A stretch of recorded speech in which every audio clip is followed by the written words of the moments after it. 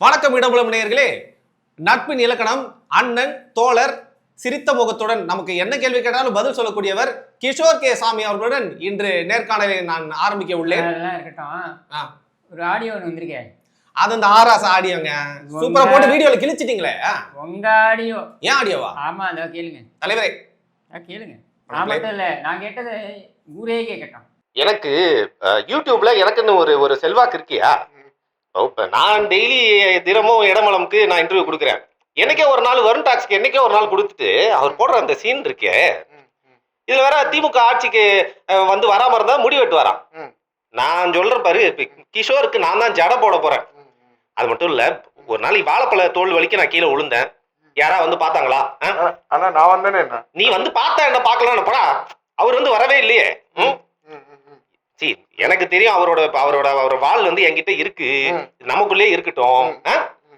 புரியுதா?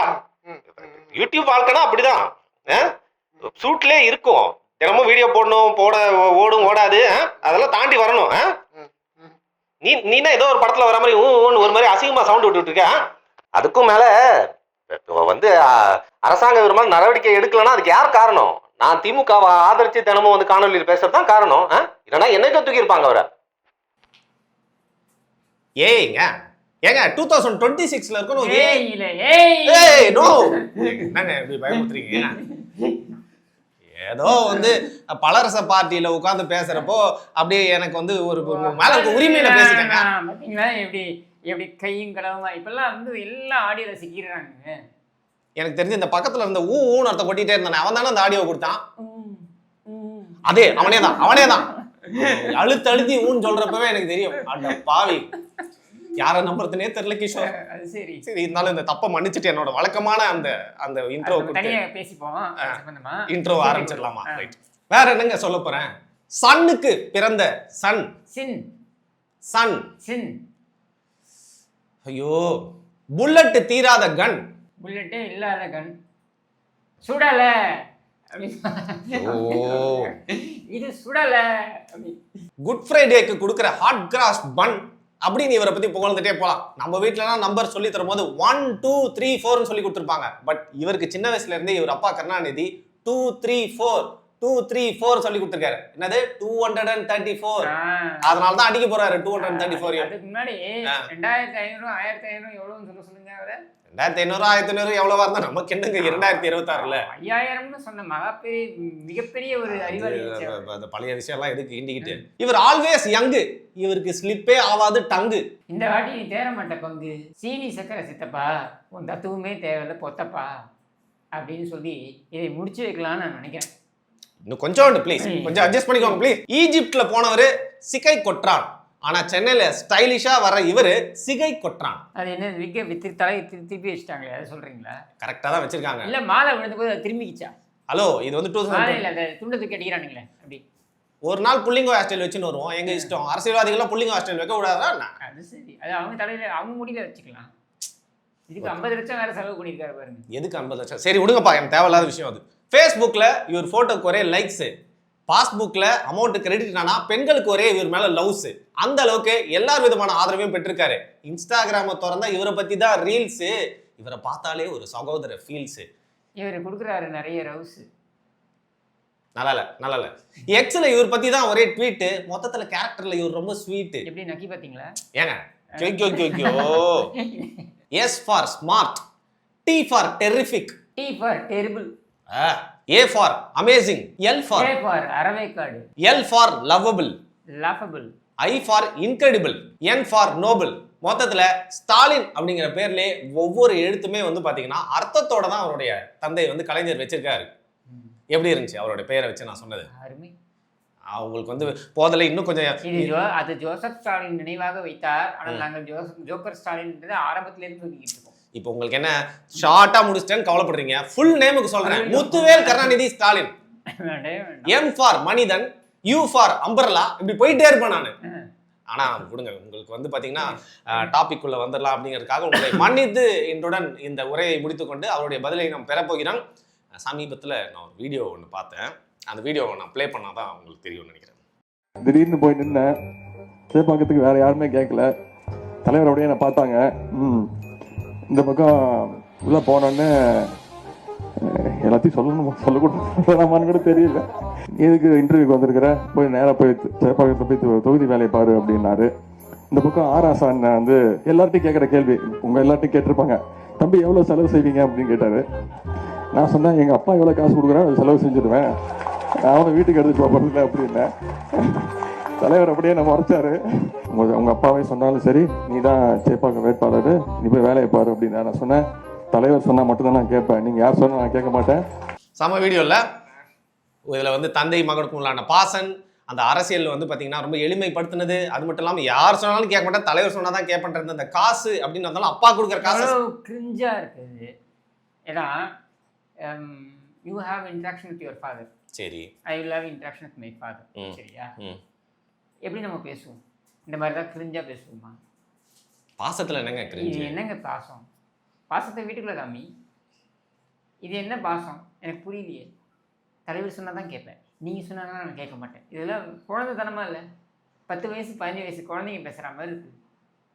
மம்மி சொன்னால் தான் நான் வாங்கிப்பேன் சாக்லேட், நீங்கள் கொடுத்தா வாங்கிக்க மாட்டேன் அப்படின்னு இந்த குழந்தைலாம் சொல்லுமா? 5 வயசு 6 வயசு குழந்தை அந்த மாதிரி இருக்குது. ஏங்க கேவலமாக இல்லை?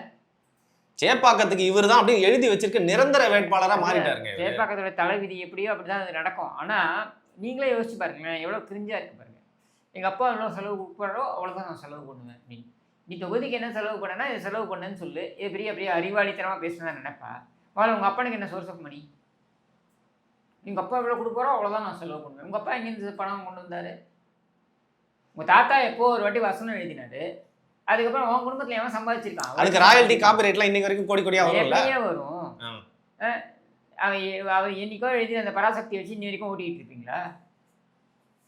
அது என்ன ஒரே ஒரு வாரிசா? கருணாநிதியோட குடும்பத்தில் கருணாநிதி எழுதின வசனத்துக்கு ராயல்டி கொடுக்கணும்னா ஒரு ஊருக்கே தரணுங்க. அப்போ அதை எப்படி பிரித்து கொடுப்பீங்க? அப்போ எங்கிருந்து வந்தது உங்கள் அப்பனுக்கு காசு? அதை மாதிரி சொல்லு.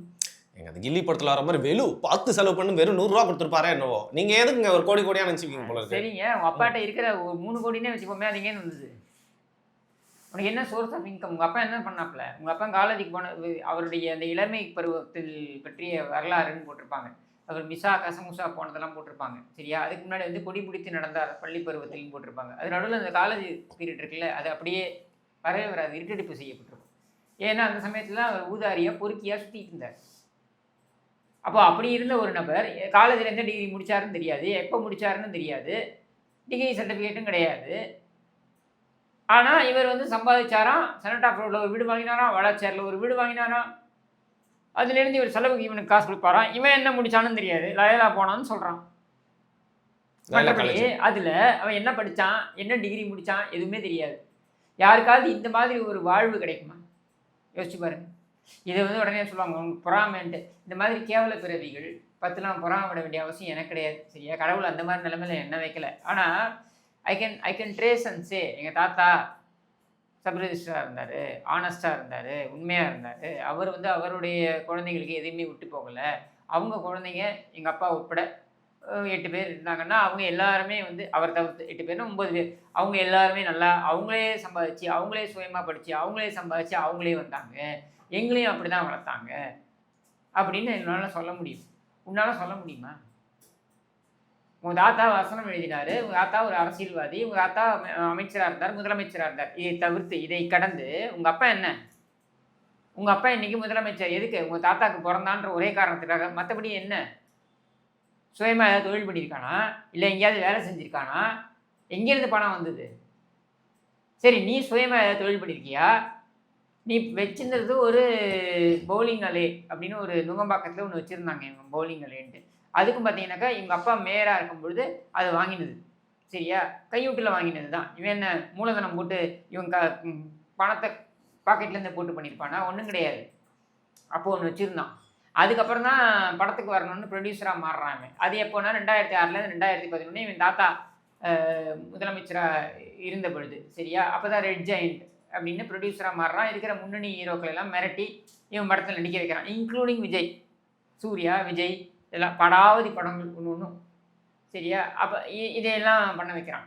அடுத்து இவன் எப்போ அரசியலுக்குள்ளே வரான்? 2019 அந்த லோக்சபா எலெக்ஷன் பொழுது இவங்க மிகப்பெரிய வெற்றி கூட்டணிலாம் அமைஞ்சு மிகப்பெரிய வெற்றி பெற்றவுடனே இவன் அரசியலுக்குள்ளே வரான். சரியா? அப்போவும் எங்கள் அப்பாவுக்கு உதவ தான் நான் வரேன் அப்படின்னு கதை விடுறான். அப்புறம் 2021 எம்எல்ஏக்கு நிற்கிறான். 2023 அது 2021 எம்எல்ஏக்கு நிற்கிறான், அமைச்சர் ஆறான். அடுத்து துணை முதலமைச்சர். ஏன்னா இப்போ போய் நிற்கிறான். அங்கே நீங்கள் அப்படியே போட்டு பாருங்கள். இதே அறிவாலயத்து வாசலில் 40 ஆண்டுகள் நான் அந்த கட்சிக்கு உழைச்சிருக்கேன் அப்படின்னு நின்று எனக்கு வாய்ப்பு கொடுக்கல அப்படின்னு நிற்கிறவங்க எத்தனை பேர் இருக்காங்க தெரியுமா? அந்த பணத்தை கட்டி இவன் குடும்பம் இதெல்லாமே திருட்டு பணம், அவங்க உழைச்ச பணம்.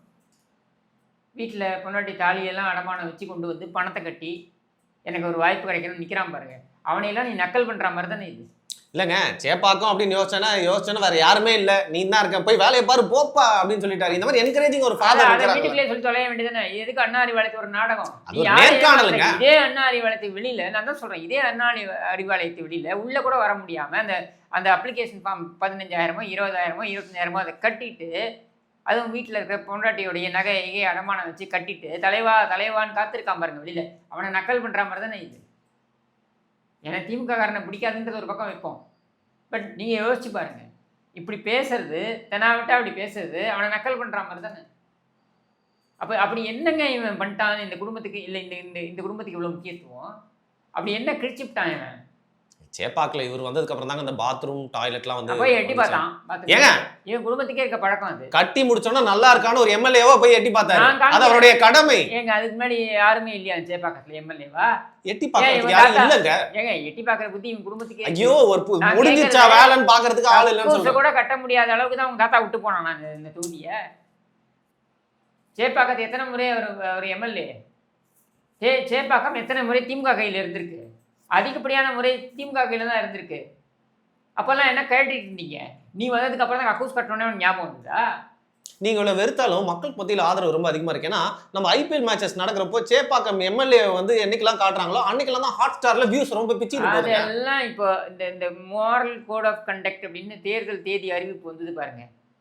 தேர்தல் விதிமுறைகள்லாம் நடைமுறைக்கு வந்தது பாருங்க. அதுக்கு முன்னாடி நீங்க அவன் போறான் பாருங்க, அந்த வீடியோவை எடுத்து காமிங்க. பலூன் நிறைய இருக்கு, ஆளுங்க இல்லை. அது பாத்தீங்களா? கண்டுபிடிச்சிட்டாங்களே. அது பலூன் நிறைய இருக்கு, ஆளுங்களே இல்லை. எதுக்கு பலூன் நிறையனா? எல்லாம் கருணாநிதி தனம். என்னன்னா இந்த கூட்டமே இல்லாம காமிக்கணுமா? இவன் வடிவேலு இந்த படத்துல வருவாப்பிலையே, மாதவனோட ஒரு படத்துல கவுன்சிலரா வருவாப்பிலையே, அந்த மாதிரி இவன் வந்துட்டு இருக்கான் வண்டியில, பின்னாடி கொசு மருந்து அடிச்சுக்கிட்டு. இதுதான் ரியாலிட்டி. சரியா? இந்த ரியாலிட்டி என்னன்னா, இது இவங்க ஆட்சி அதிகாரம் இருக்கும்போது எப்பவுமேங்க, இப்போன்னு இல்லை, எப்பவுமே இவர்கள் ஆட்சி அதிகாரம் இருக்கும்போது இப்படித்தான் ஆடுவார். 2010 உச்சபட்சம், நான் ஏற்கனவே இவன் மாதேஸ்வர உட்காந்துருக்கும் போது நான் பேசியிருக்கேன் இதை. 2010 கருணாநிதி பிறந்தநாள் அண்ணா அறிவாலயத்தில் இவர் தள்ளிட்டு வராங்க வீல்சேரில், இப்படி சுற்றி மகளிர் அணி பாட்டு என்ன தெரியுமா? முகுந்தா முகுந்தா பாட்டு. சரியா? இவர் அப்படியே ரசிச்சுன்னு வர்றார். இது பெரிய கிருஷ்ண பரமாத்மா, இவங்க எல்லாம் கோபியர்கள் அப்படியே ஆடுறாங்க டான்ஸு. அதுக்கு தான் நான் மாதேஸ்வர் சொன்னேன். மாதேஸ்வர் நல்லா புரிஞ்சுக்கோங்க, கிருஷ்ண பரமாத்மா வெண்ணெய் திருடாத இடமே கிடையாது, இந்த பகுத்தறிவு வெண்ணெய் திருடாத இடமே கிடையாது அப்படின்னு சொல்லிட்டு திரும்பவும் சொல்றாரு, பதிவு பண்ற மக்கள் மனத்துல ஆழமா பதியிட்டாங்க. இதுதான் பெரிய வரலாறு. சரியா? இதுல பெருமையா நீ பேசுறிய, எவ்வளவு பேரை நீ அவமானப்படுத்துற தெரியுமா? எத்தனை பேர் அங்கே வெளியில் வந்துட்டு எனக்கு வாய்ப்பு கிடைக்கல, 40 வருஷம் உழைச்சிருக்கேன், 30 வருஷம் உழைச்சிருக்கேன், 20 வருஷம் உழைச்சிருக்கேன், பொதுமக்களுக்கு நீ எதுவும் செய்ய வேணாம்பா, விட்டுருப்பா, உன் கும்பலுக்கே அந்த புத்தி கிடையாது. சரியா? எங்ககிட்டேருந்து சுரண்டி தின்னுவீங்க. கக்கூஸ்லேருந்து ஆரம்பித்து எது வரைக்கும் கிடைக்குமோ அது வரைக்கும் சுரண்டி தின்னுவீங்க. அதனால அதை விட்டுருங்க. உன் கட்சிக்காரன் உனக்காக உழைக்கிறானே, அவனுக்காகவாவது இவ்வளோ இன்சென்சிட்டிவா இப்படி ஒரு வீடியோ போடாமல் இருக்கலாம்ல? இது என்ன பெருமை உனக்கு? இது ஒரு பெருமையா? ஸ்டாலின் 50 ஆண்டு காலம் கருணாநிதியோட பயணித்தார் அப்படின்றதுனால ஸ்டாலினை கூப்பிட்டு கருணாநிதி அந்த நேர்காணல் எடுக்கிறார் அப்படின்னா சரி எடுத்துக்கலாம். ஸ்டாலின் உட்காந்துருப்பார், அது கருணாநிதி உட்காந்துருப்பாப்புல, இந்த பக்கம் துரைமுருகன், இந்த பக்கம் அந்த அன்பழகன், இவங்கெல்லாம் உட்காந்துருப்பாங்க. அப்போ ஸ்டாலின் நிற்கிறாரு, அது பரவாயில்ல. இது என்ன கேவலம்?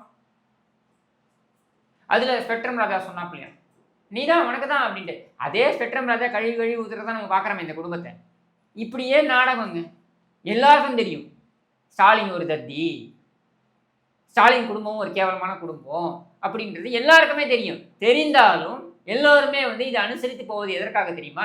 இந்த குடும்பத்தை வச்சு தான் நம்ம பிழைக்கலாம். அதுக்கு தான் அந்த திமுக எம்எல்ஏ சொன்னா பாருங்க ஸ்டேஜ்லேருந்து, இந்த குடும்பம் தான், இந்த குடும்பம் இல்லாமல் எதுவுமே நமக்கு முடியாது, இதான் ஒத்து வரும், வேற எதுவும் நமக்கு ஒத்து வராது. ஏன் சொல்றான்? இந்த குடும்பத்தை வச்சு தான் அவர்கள் பெரிய அளவில் திருடினா இவர்கள் சிறிய அளவில் திருட்டு போகலான்ட்டு நான் எத்தனையோ வீடியோவில் சொல்லிட்டேன். இப்போ திரும்பவும் பதிவு பண்ணுறேன். இந்த நேர்காணலில் அந்த கலைஞர் ஸ்டாலின் எடுத்த நேர்காணல் நீங்கள் நினைவுபடுத்திட்டீங்க. அது பசுமையாக எனக்கு நினைவு இருக்குது. கலைஞர் வந்து ஒரு விஷயம் சொல்லியிருப்பாரு, அது நிறைய பேருக்கு தெரியாது. எலெக்ஷனில் நிற்கிறதுக்காக ஸ்டாலின் வராரு, நேர்காணல் உட்காந்துருக்காரு. இப்போ கலைஞர் வந்து ஸ்டாலினை பார்த்து ஒரு கேள்வி கேட்குறாரு, எலெக்ஷனை நிற்கணும்னு சொல்லிட்டு உட்காந்துட்டு இருக்க அப்படின்ற அந்த சாணக்கியத்தனமான கேள்வி கேட்டால் உடனே ஸ்டாலின் வந்து எழுந்து நின்னார். அறிவாளித்தனமான கேள்வி. நீ எலெக்ஷனில் நிற்கணும்னு டபுள் கார்ட் போட்டு படுத்துக்கிட்டியே மெரினாவில். வயோதிகத்தை வந்து என்ன வயோதிகம் இல்லை, டபுள் கார்ட் போட்டு ஒன்னே யார் படுக்க சொன்னாங்க? ஏன் வீட்டில் படுக்க வேண்டியதுன்னு. அது போய் மெரினா கடற்கரையில் இந்த பக்கம் ஏர் கூலர் சங்கீதம், இந்த பக்கம் கால் மாட்டில் துணைவி, தலைமாட்டில் மனைவி, தலைமாட்டில் மனைவி. இன்னைக்கு அவர் படுத்ததுக்கே உங்களுக்கு வயிற்றுச்சல். அதனால தான் இன்னைக்கு தினம் மெரினால படுத்துட்டு இருக்காரு அவரு. அதுதான் நான் சொல்றேன், தினம் மெரினால படுக்கல, மெரினால புதைக்கப்பட்டிருக்கு. அதுவும் மெரினால புதைக்கப்படல, கூவக்கரையில புதைக்கப்பட்டிருக்காரு. அவர் தான் பேசாதீங்க, அவங்க தான் சொன்னதுங்க. வருத்தப்படணும். அவர் கூவக்கரையில புதைக்கப்பட்டிருக்காருன்னா எம்ஜிஆரும் கூவக்கரையில தான் புதைக்கப்பட்டிருக்காரு. எம்ஜிஆர் வந்து மரீனா கடற்கரையில, அண்ணா மரீனா கடற்கரையில, எம்ஜிஆருடைய சமாதிக்கு பின்னால் இருக்கக்கூடிய ஜெயலலிதாவுடைய சமாதி மரீனா கடற்கரையில. நான் சொல்லல, இதெல்லாம் வில்சன் அவங்க ஆர்கியூமெண்ட்ல கோர்ட்ல சொன்னது. அண்ணா சமாதிக்கு பின்னால் இருக்கக்கூடிய அந்த இடம் கூவக்கரை அப்படின்னு சொல்லிட்டு. அதில் இன்னொரு காமெடி சொல்ல முடியாது, இன்னொரு வருத்தமான ஒரு விஷயம் இருக்குது. காமெடி கிடையாது, வருத்தமான விஷயம் என்ன, எல்லாரும் இப்போ எம்ஜிஆர் சமாதி எப்படி பார்த்தீங்கன்னா காதில் வச்சு கேட்பாங்க, அந்த வாட்ஸ் சத்தம் கேட்குது, டிக் டிக் டிக் டிக்னு கேட்குதுன்ட்டு. கருணாநிதியை போச்சு அடுத்த நாளில் அந்த சத்தம் கேட்கறது நின்று போச்சு.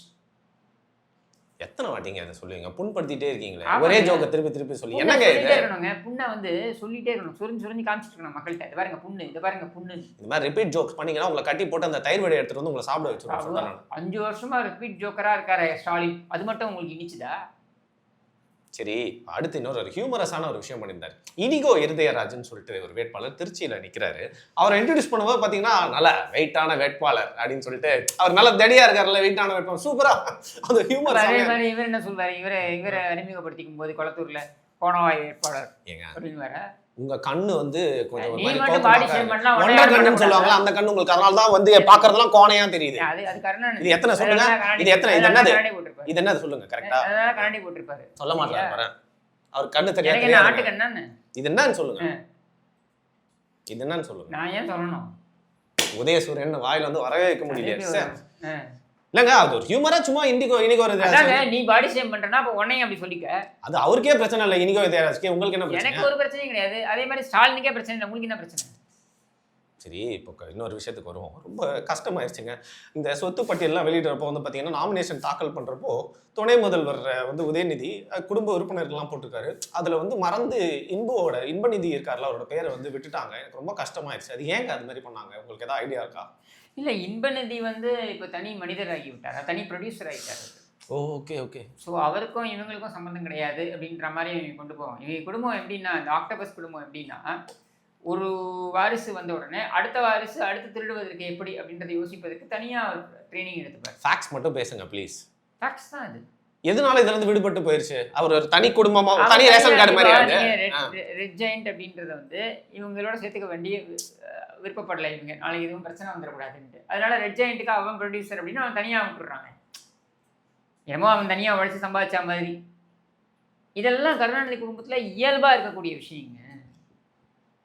நீங்கள் I took out the birth certificate, கனிமொழியோட பர்த் சர்டிஃபிகேட் எடுத்து பார்த்தா கருணாமூர்த்தி ஏன் தந்தை பேர்ல இருந்து கருணாமூர்த்தி என்னன்னா தட்சிணாமூர்த்தி கருணாநிதி கருணாமூர்த்தி அப்படின்ட்டு.